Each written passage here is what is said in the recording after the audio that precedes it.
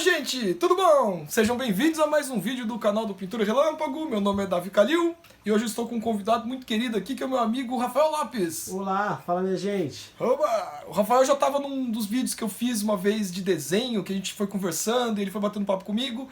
Ele é meu amigo, é um artista também, vou falar mais do trabalho dele no final do vídeo, mas essa série de vídeos nova que a gente vai fazer, hoje é o primeiro vídeo, é meio de teste, então vocês nos perdoem qualquer coisa, talvez melhore, provavelmente melhore com os próximos, mas é uma série de vídeos que eu já queria fazer faz um tempo, que se chama Fofocas da História da Arte. É um tema que eu venho estudando há muito tempo, porque eu gosto da história da arte através dos acontecimentos, das fofocas, dos bafos, das coisas que acontecem, e fica muito mais divertido.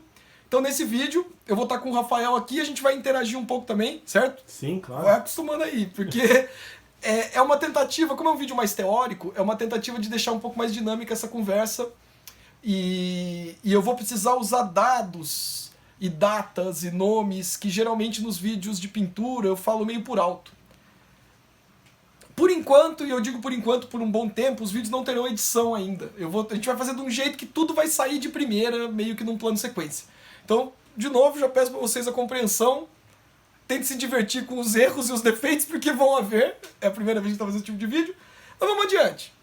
Vou explicar por que primeiro que eu estou fazendo esse vídeo em particular do Rembrandt. Para quem está acompanhando os vídeos que eu fiz previamente, os últimos 2, 3 vídeos, vai ver que eu comecei a desenvolver um assunto que é uma mistura de vários temas diferentes que eu trabalho nos vídeos, né? O foco, basicamente, vai ser antropomorfização. Consegui falar assim,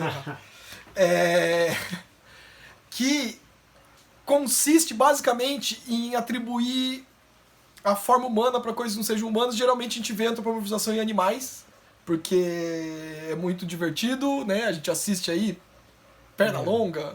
A gente tá falando DuckTales ontem. DuckTales também, que é todo um universo de pássaros antropomorfizados, inclusive, vamos falar mais disso depois. Disney, Warner, todos entretenimento em geral, anime também. Então, assim, antropomorfizar animais é mais velho do que andar pra frente, talvez, como dizem. Até porque muitas pinturas rupestres já tinham animais antropomorfizados. Babilônia, Egito. Exatamente, os deuses egípcios com aquelas cabeças de animais, e mesmo anteriormente, né? Então, a questão de antropomorfizar é muito antiga. Porém, eu não vou simplesmente desenhar um bicho com corpo de humano, nem nada disso, apesar de já ter feito isso e ser divertido também. Eu quis criar um conceito ou uma série de estudos que eu possa fazer para chegar nesse resultado, para deixar os exercícios que eu vou fazer, que vocês vão fazer, que o Rafael vai fazer, talvez, mais divertido, né? Então qual que foi a mistura? Baseado no canal de pintura e estudos de pintura, que é o canal que vocês estão assistindo nesse momento.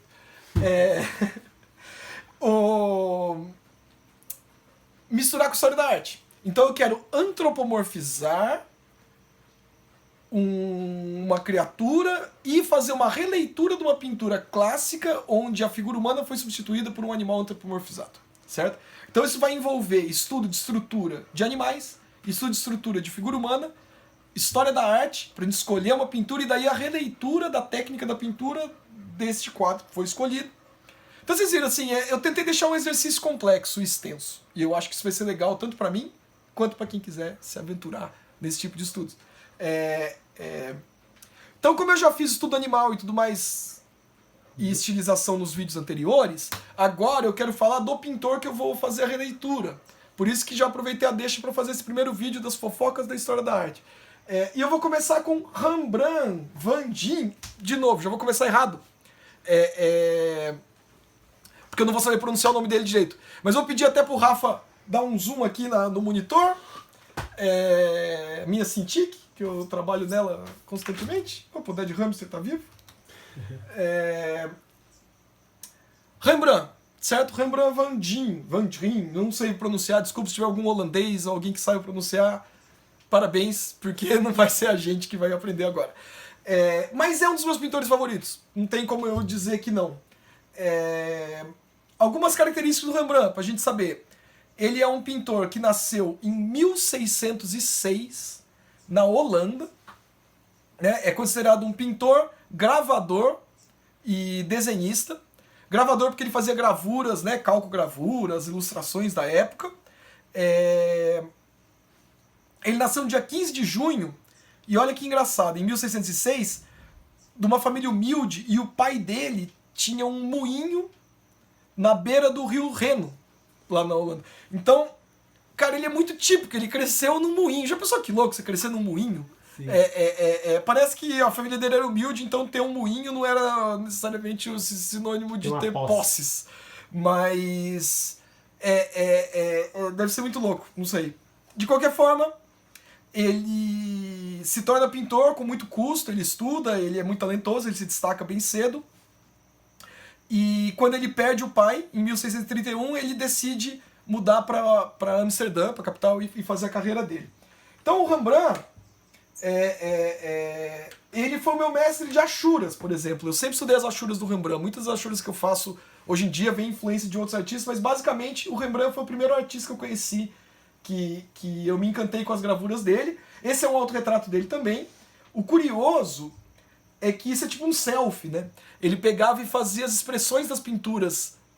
Ele treinava as expressões da pintura com o próprio rosto para depois ele aplicar na pintura, né? Então é um bom jeito. Hoje a gente faz isso com referência fotográfica, ele fazia isso com estudos de autorretrato. E, cara, eu acho muito moderno o trabalho dele, se você pensar. As soluções, a gente encontra essas mesmas soluções em quadrinhos, ilustrações hoje em dia, que eu até imagino às vezes que a pessoa foi ousada, mas se você pensar em 1600 e pouco, era esse o trabalho que estava fazendo. Então,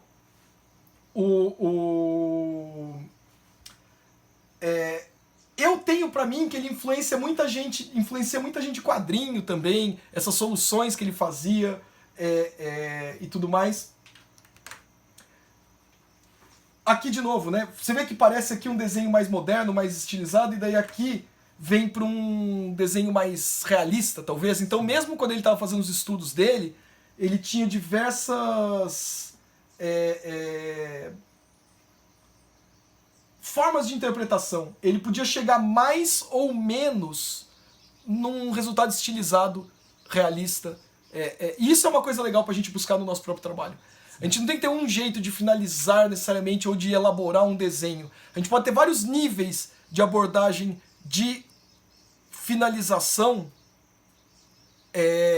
que vai nos conduzir a estilos diferentes de pintura ou desenho, e não necessariamente a gente vai estar deixando de fazer o nosso trabalho, certo? Então é legal, estudando o trabalho desses artistas, ver a gama de possibilidades estéticas que eles tinham para trabalhar, né? E eu sinto que hoje em dia as pessoas elas têm essa necessidade de só ter uma forma de fazer a coisa, porque elas não querem ser generalistas, né? Interessante. Eu percebo isso. E é uma vontade, eu acho, de ter um estilo próprio. Sabe o que a gente chamava de estilo próprio na época? Então, pra gente, muitas vezes, estudar esses caras, estudar outros artistas, a gente percebe a gama de possibilidades que eles tinham no trabalho deles. Eu vejo isso em artistas contemporâneos, hoje em dia, ilustradores, você percebe, é natural, na verdade, que você desenvolva esses níveis de estilos, ou de tipos de finalização para o mesmo estilo, se você quiser pensar dessa forma. Outra coisa que é legal, porque o Rembrandt, apesar de ser um retratista famoso, ele também pintava muitas cenas e alegorias, que o pessoal chamava, que são representações de passagens bíblicas, mitos, livros, histórias mesmo de literatura da época. Não sei se dava pra chamar de literatura na época, mas os contos e tudo mais. Era quando você ia fazer algo que foi contado ou que aconteceu num passado muito longínquo, você fazia uma alegoria. Era meio que uma peça de teatro. Você montava os personagens com as roupas da época, fazia uma ambientação. Ambientação. Então é legal de ver assim, olha esse esboço, como é muito parecido com o esboço que você vê de um quadrinista, de um cara de hoje em dia. Aqui também, ó. O esboço com a aguadinha, né? Ele faz um bico de pena aqui, depois ele vem com uma manchinha de aguada e cria a sensação de luz e sombra. Eu consigo ver isso como uma preparação para uma pintura, e eu consigo ver exatamente de onde vai vir a luz depois de ver um estudo desse. As alegorias, no final das contas, né, essas cenas que ele desenhava e compunha, que vão muito além do simplesmente fazer o retrato de alguém, né? Que envolvia cenário, envolvia perspectiva, envolvia todas essas coisas, elas iam convergir depois para pinturas finalizadas, que eu vou mostrar uma ou outra que já vai vir já já. Daí agora eu quero mostrar rapidamente, falando disso, dos trabalhos que mais ficaram famosos do Rembrandt, né? Principalmente o que ele fez de autorretrato na idade mais avançada, que ele já estava meio falido já, mas a pintura dele nunca teve tão boa. Vale lembrar que o Rembrandt, ele é um artista que a gente considera barroco, se vocês já ouviram falar do barroco. E o barroco, ele tem, por definição, eu vou ler, tá, galera, o que eu vou falar agora, porque é uma definição escrita já e vai ficar bonitinho se eu ler, talvez. Então, o que consiste o barroco? Composição assimétrica, geralmente em diagonal, que se revela num estilo grandioso, monumental, retorcido, substituindo a unidade geométrica e o equilíbrio da arte renascentista, que foi um movimento que precede o barroco. Então, o movimento barroco, ele veio em oposição ao movimento renascentista, que geralmente os movimentos eles vêm para trabalhar algo sobre o que foi dito anteriormente, né? Esses movimentos um vem tentar quebrar os princípios que os outros seguiam, e assim você muda o zeitgeist, você muda o espírito da época, você muda tudo. Não é que alguém decide, mas essas coisas geralmente acontecem. Outra característica do barroco, bem importante, acentua o contraste entre claro e escuro, né? Valoriza as expressões dos sentimentos dos personagens. Era um recurso que visava intensificar a sensação de profundidade. Você pegar o Velázquez não, mas eu quero falar do Velázquez ainda um outro dia. O que a gente tá falando agora? O Caravaggio, que era o Vida Louca lá da galera. Nossa, o Caravaggio tem uma história muito louca de vida. Mas o Caravaggio também, se você pegar Caravaggio e Rembrandt, geralmente são pinturas escuras, com um personagem que tem um spot de luz batendo direto no personagem. Amarronzado, amarelado, com muito preto. Então você pegar, ó, tá vendo essa vibe, essa atmosfera barroca, tá presente sempre. Vale lembrar, antes de eu voltar ali, ó, que tem esse retrato do Rembrandt, tem um recurso que, para quem estuda fotografia, o Rafa é fotógrafo também, né? Sou. Que... Como é que chama? É o triângulo... O triângulo de luz aqui na bochechinha, né? Isso. Tá vendo esse triângulozinho de luz aqui na bochecha da área da sombra do Rembrandt? Para quem vai estudar fotografia, eu mesmo quando fui fazer na faculdade, eu tive aula de fotografia também, e parece que é recorrente. Sim. Você aprender a fazer a luz que o Rembrandt fazia nos retratos dele. Então ele foi tão foda nesse sentido que mesmo hoje, mais de 400 anos aí depois da época dele, a gente ainda estuda a luz dele e virou a luz do Rembrandt. Aqui não tem a luz clássica do Rembrandt, né, do triângulozinho, mas tem uma luz super linda também. Aqui, essa alegoria, esse quadro aí, né, na verdade é um retrato coletivo, né, tipo de uma guilda, eu acho, de médicos, alguma coisa assim, mas foi pintado em 1632, chama A Lição de Anatomia do Dr. Tulp. É um dos quadros mais famosos do Rembrandt, um dos quadros mais famosos da Holanda, né, um cara, você vê o começo da anatomia, você tem vários princípios que estavam sendo aceitos da medicina, do desenvolvimento da ciência nessa época, que num período anterior era impensável, né.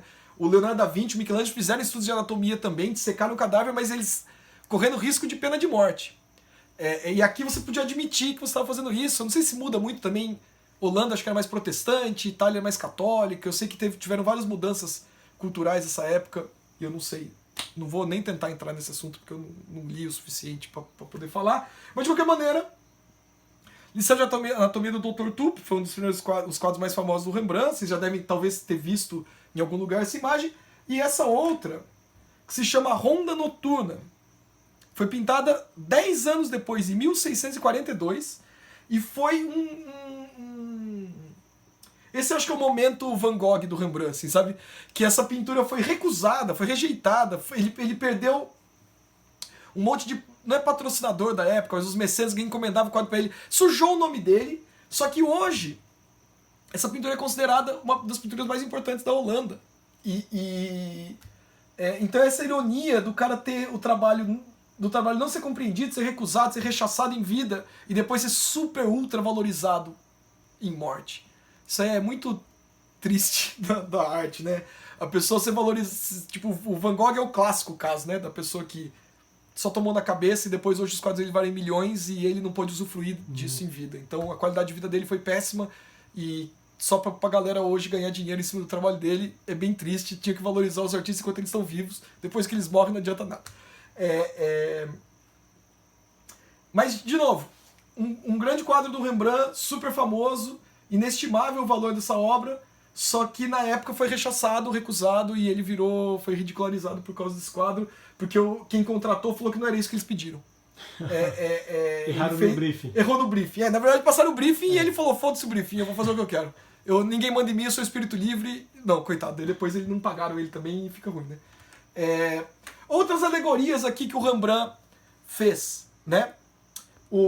A Lenda do Sansão e Dalila, para quem já ouviu, né? Olha que narrativa legal. A escala de valor tonal, né? Uma chave baixa, daí entra uma chave alta no ponto focal, e aqui está acontecendo toda a narrativa da cena. Você tem Dalila com a tesoura e o cabelo do Sansão.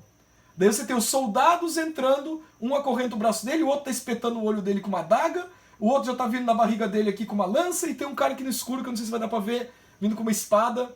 Então assim... Ferrou pro Sansão, e... a narrativa é muito clara, né? Eu quero mostrar porque assim, ele compunha cenas de ação muito bem, e a gente vê os retratos e acha que ele só desenhava retrato. Nunca seja o cara que só desenha retrato. Seja o artista mais completos. E complexos. Bom, e esse quadro é o quadro que eu queria chegar para falar. De novo, vou mostrar aqui rapidamente no livro, que eu vou usar esse livro no dia que eu for pintar. Não sei se dá para ver aí melhor. Tá ótimo. É melhor do que na tela? Melhor. Não vou segurar muito aqui também, porque meu braço vai cansar, mas eu vou falar rapidinho. Eu escolhi essa pintura do Rembrandt, é um autorretrato do Rembrandt enquanto jovem. Moçoilo, rapazote. E eu adoro a luz desse quadro. Desde a primeira vez que eu vi, muito tempo atrás, é uma luz tão pouco convencional, essa ponto focal no lóbulo da orelha dele, e o rosto mesmo, que a gente gosta de valorizar na sombra. Então, essa vai ser a imagem do Rembrandt que eu vou usar para fazer uma releitura da antropomorfização. Então, no próximo vídeo, quando vocês forem ver o Rembrandt lá, quando vocês forem ver o próximo vídeo, ainda não vou entrar no Rembrandt em particular, mas já vou estar fazendo essa transição do animal estilizado, antropomorfizado, para luz e sombra da pintura, para daí uma hora pintar. Certo? Para fechar esse vídeo também um pouquinho, porque eu não quero fazer vídeos muito longos disso, vamos falar do final, né? O que aconteceu com o Rembrandt? Essa foi a última tela que ele pintou. É até interessante, diz aí as pesquisas que eu fiz, que essa moça foi acrescentada depois, que a composição original era o velhinho com o bebê. É uma moça? É uma moça. Daí parece que tentaram fazer uma coisa meio Virgem Maria, meio tríade lá do cristianismo, mas o que eu acho curioso, se você pensar que a última pintura do Rembrandt foi um velhinho segurando um bebê, ele na idade avançada, sabendo que estava perto da morte. A última pintura ser essa coisa meio que o começo da vida e o final da vida. Então fica uma coisa meio icônica. O Rembrandt, ele morreu na miséria, morando de favor no fundo da casa de alguém. A tristeza, nesse sentido, que alguns artistas passaram, quando você vê, quando sua carreira é muito longa, quando você tem muita longevidade na sua carreira. O que acontece? Você vive o suficiente para o seu estilo sair da moda. E quando seu estilo sai da moda, você ainda está vivo querendo produzir, mas você não tem mais gente que queira. Eu ouvi essa história, li em algum lugar, vou falar por alto só para fechar o vídeo, mas o que parece que aconteceu é que a galera que passava trampo pro Rembrandt eram esses caras aqui, que se vestia de preto, que tinha esse comportamento. Eles tinham uma outra vibe, eles vieram de uma outra época, esses caras. O que acontece? Holanda, Amsterdã, Porto, enriqueceu, período dos descobrimentos, muita coisa chegando ali. Esses caras que vestiam preto, que tinham essa vida toda sóbria, seriona, religiosos e pá, eles tiveram filhos, estavam com dinheiro, mandaram os filhos para a Itália estudar, certo? Itália era o lugar onde a galera tinha lá toda a cultura. Tudo tinha cultura em outros lugares, óbvio, mas a Itália era o lugar onde você ia, como Paris. Era o point. Era o point da época. Como Paris já foi, Nova York e outros lugares, Itália na época ali, Roma principalmente, mas Florença também, eram lugares ricos, com muita cultura. E se você tinha um filho que você queria mandar estudar e adquirir a cultura, aprender uma outra língua útil para os negócios, Itália muitas vezes era o lugar que você ia mandar seus filhos estudar. O que acontece? Manda os filhos para lá. Eles passam anos estudando, adquirindo cultura italiana.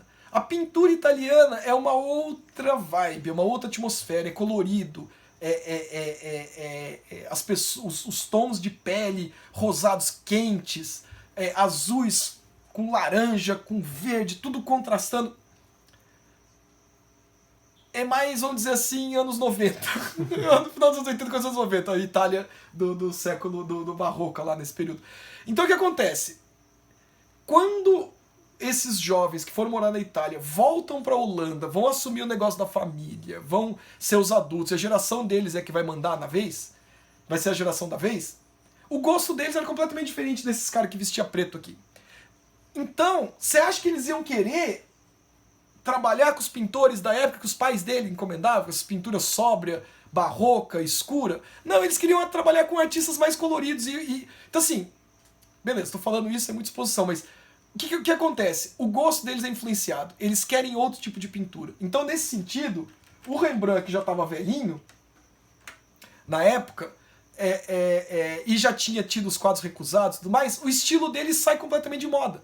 E ele não tinha feito um pezinho de meia, ou ele perdeu com um monte de dívida dele. Parece que ele ganhou muito dinheiro, ele gastava muito, era muito generoso, muito bom também e tudo mais. E ele perdeu tudo que ele tinha e no final da vida acabou assim. Tinha muito sobrinho, parece. Tinha muito sobrinho, é muito da balada. Estudem depois, galera. Quer ver? Ó, tem até aqui, eu acho. Dá pra ver? Será que tá aberto ainda? Não, não tá mais aberto. Mas na internet vocês vão encontrar inúmeras pinturas do Rembrandt. Eu achei até um site que tem listado todas as pinturas dele com as datas da primeira à última da vida.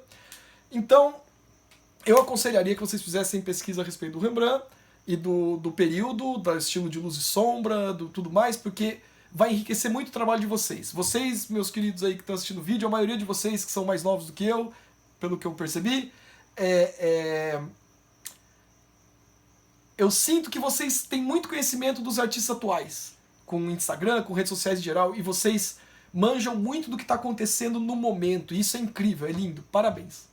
Agora, se vocês conseguirem somar esse conhecimento que vocês têm do período atual com o conhecimento que existe no passado, dos pintores do passado, eu acho que isso vai culminar num resultado muito interessante, que é o que está sendo feito hoje, com o que já foi feito, e você tentar trazer influências do passado. A gente sempre está sendo influenciado pelo passado, não tem como. O que eu falei no começo do vídeo já é passado, porque o que eu estou falando agora é o presente. E quando vocês assistirem esse vídeo, tudo que está acontecendo agora, nesse momento, já vai ser passado. Então a gente sempre está lidando com o passado. Agora eu digo passado mesmo, 200, 300, 400, 500 anos, 1000 anos atrás, 2000 anos atrás, 3000 anos atrás, tinha arte já. 30 mil anos atrás, por incrível que pareça, tinha arte. Na caverna, já tinha ser humano, eles estavam fazendo arte. Então, eu aconselho, e eu vou tentar fazer mais vídeos como este, talvez melhores, melhor editado, sempre com a ajuda do Rafael, quando for possível. Tamo aí. E nos próximos vídeos eu vou explicar melhor um pouco essa interação também com o Rafael, porque eu vou tentar avaliar os estudos dele na câmera antes de começar um vídeo novo, então vocês vão poder ver eu dando um feedback no trabalho de outra pessoa, ao invés de só falar do meu. Você concordou já, né, Rafael? Já aceitei, já. Então, beleza.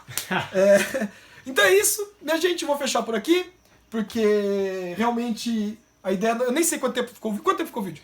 25 minutos. Olha, eu falei que eu queria que ficasse em torno de 20. Eu achei que tinha passado já. Eu perco a noção do tempo.